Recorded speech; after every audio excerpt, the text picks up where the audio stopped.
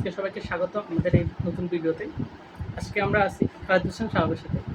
হ্যাঁ, কেমন আছেন? ভালো আছে। আজকে আমরা সবাই জানি যে ওনার একটা একটা প্রতিষ্ঠান আছে, ফিল্ড থিওরি বা ক্ষেত্রতত্ত্ব। তিনি মূলত এটার প্রতিস্থাপক বা সভাপতি। এই সম্পর্কে আজকে আমরা জানতে এসেছি। ভাই, আমাদের কিছু তথ্য দেবেন?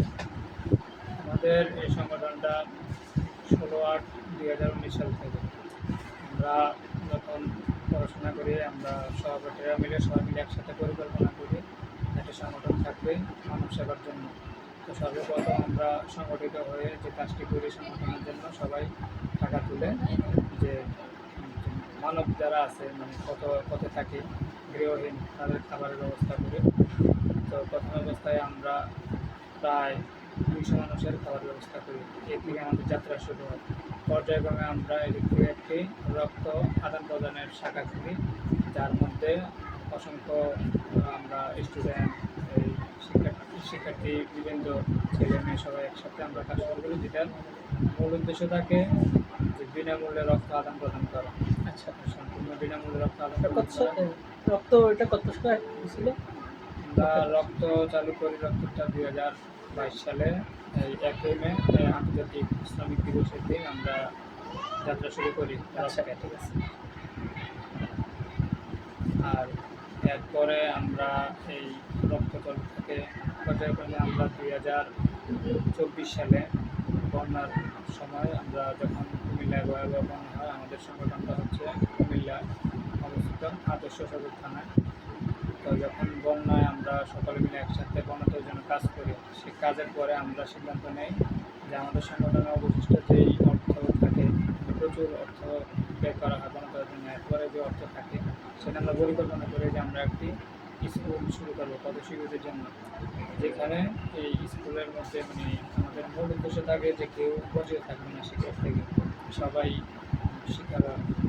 এখান থেকে আপনাদের যাত্রা শুরু হয়েছে। আমাদের যাত্রা মূলত স্কুল যখন হয়েছে তখন এটা আরও জোরালো হয়েছে। এর আগেও ছিল বিভিন্ন সময় আমরা বিভিন্ন কাজ করছি, যেমন আমাদের বৃক্ষরোপণ করা হয়।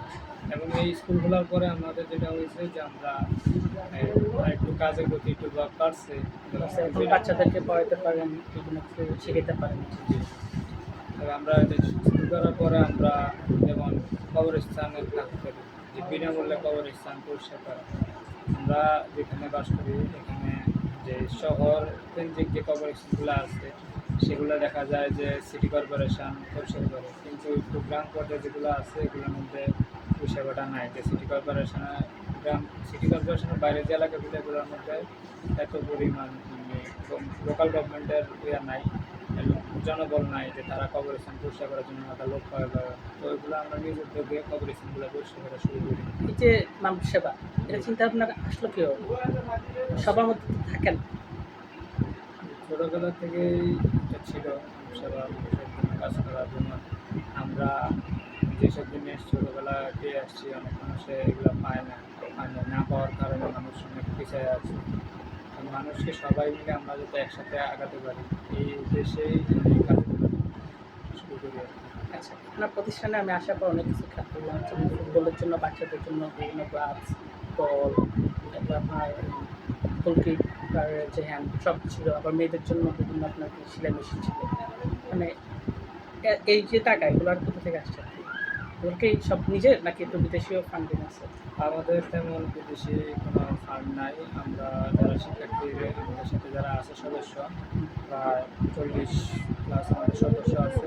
ওই সদস্যদের থেকে আমরা সদস্য যারা আছে তাদের থেকে আমরা টাকা নিয়ে কাজ করি। আর সেলাই মেশিন একটা উদ্যোগ নিয়েছিলাম আমরা, যেমন সহযোগিতার জন্য এই মহিলারা যেন আত্মনির্ভরশীল হতে পারে সেই উদ্দেশ্যে আমরা মহিলাদের জন্য সেলাই ব্যবস্থা শুরু করি। আচ্ছা, আমি শিক্ষা প্রতিষ্ঠানে এরকম কখনো দেখি নাই। এই ভিন্নধর্মী মানে চিন্তা ভাবনা আসলে করে যে বাচ্চাদের পড়াশোনার পাশাপাশি খেলাধুলা, আর মেয়েদের পড়াশোনার পাশাপাশি একটু গৃহকর্মের জন্য সেলাই করা এই চিন্তা ভাবনা।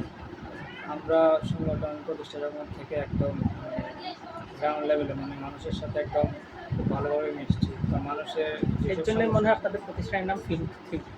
ফিল্ড থিওরির ক্ষেত্রদত্ত নামটা এই জন্য দিয়েছি যে ক্ষেত্রদত্ত একটা মানে যে নীতি শব্দ, যে মানে একদম মাঠে দিয়ে মাঠ পর্যায়ে কাজ করা, এই জন্য আমাদের নামটা ছিল। তো আজকে আমরা এতটুকু পর্যন্ত